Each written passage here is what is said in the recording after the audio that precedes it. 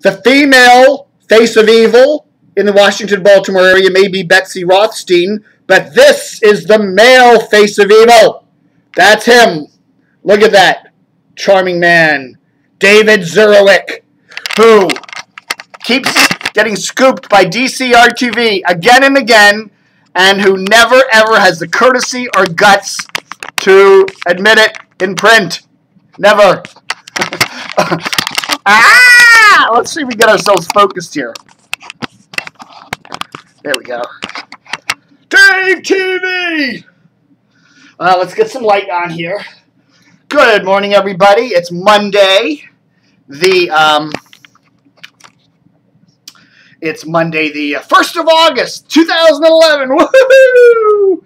Made it through another month, and hot one out there. I've been running around ripping stuff or whatever. What the heck? I'm cleaning up. I've actually been cleaning up battery acid. One of my radios kind of leaked a lot, and I'm running around. Tastes good too. Anyhow, no.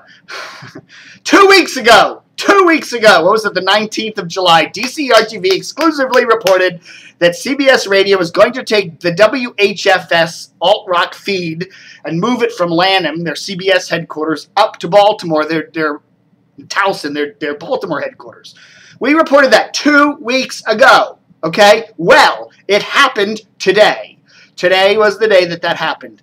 As we also reported 2 weeks ago, exclusively, we said that they'd be using the low power signal of 97.5, 2 dial clicks away from the big power signal of 97.9, 98 Rock up there in Baltimore, which also came true. And we also reported that CBS was going to also relay this new HFS version on an HD2 signal, digital HD2 of 106.5 WWX. All of that came out 2 weeks ago, exclusively here on DCRTV. Today it happened. And CBS Radio, they don't send me the press release. No, I don't get it. They sent the press release to David Zurawik there at the Baltimore Sun. And, of course, David Zurawik runs a little story about it. You know, don't mention the fact that I broke it 2 weeks ago. What the hell? You know, here's the deal. DCRTV links to Zurawik all the time. Okay? Several times a week we link to David's pieces. In fact, he's a pretty good media correspondent. You know, I mean, he does try to, get on the national stage and all that and write a bunch of boring bombast. But, he does pretty good, when he was covering the Marianne Bannister thing. We linked to that when she left Channel 11. We linked to his follow-up stories. And, that's fine. But he never returns the favor. When we break a story, he never admits it. He can't do it. I'll tell you, this guy's creepy. I'm telling you, man, there's something wrong with David Zurawik. And that's the new, that's the new HBO documentary. There's something wrong with Uncle Dave Zurawik. It's on HBO this week.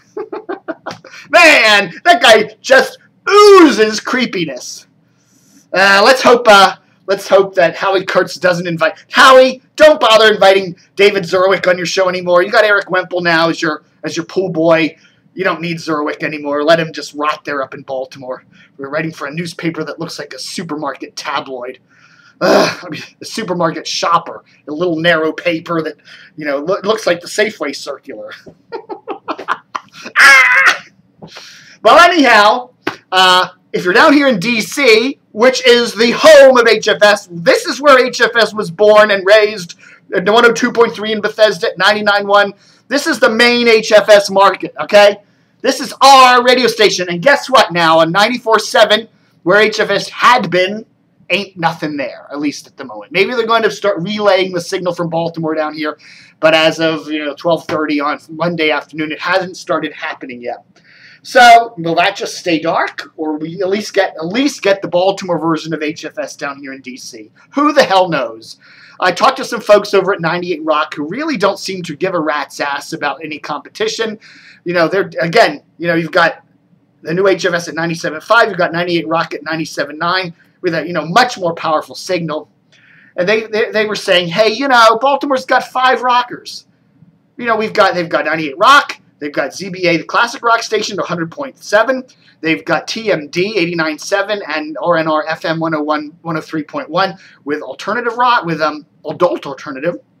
And then they've also got DC 1, which you can hear pretty much throughout the Baltimore market. And probably you can also hear Big 100.3 throughout most of the Baltimore market. So you got 6 other stations. And now here's a 7th rock choice for Baltimore. Does the city really need that? Well, you know, I'm glad someone's keeping alive the HFS name and legend. But I really do think that, you know, it's funny to see the kind of weird goings-on between CBS Baltimore and CBS Washington. It's just weird. I remember when Michael Hughes was, you know, the head honcho here in Washington, and he was fighting with the guys in Baltimore to get stuff. You know, he wanted the HFS call letters down here when they launched the Globe. That was actually one of their plans when they launched, you know, the Globe on 94.7 back in 2007.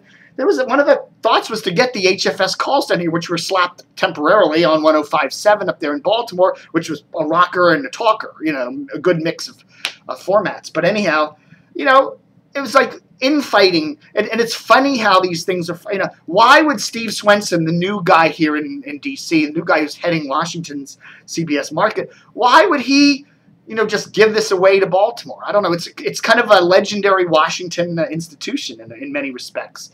You know, I really getting to wonder if Steve Swenson's just going to keep the chair warm. You know, don't make waves, just keep the chairs warm, pay the junks their money, move them to Lanham, you know, keep everything flow, you know, blah, blah, blah. Ratings suck, but, you know, revenue's okay, blah, blah, blah. So, I don't know. CBS. You can see the BS at CBS. All right. One issue. That's my one issue Dave TV for today. No other news. Zurawik. I'm going to see his head just completely revolve. And, you know, green lasers shoot out his eyes. Then a lizard tongue comes out his mouth. All right, folks. Have a good one. And don't forget to stay tuned. Oh, one more thing. Rob Pegoraro, thank you.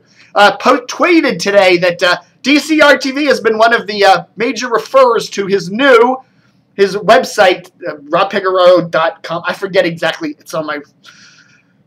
I'm all flustered here. Thanks to Rob for tipping the hat to us, saying at least we are one of the major referrers to his new website, the former Washington Post tech reporter who we dearly love and miss in the Washington Post. Thank you. And, okay, ready to cut?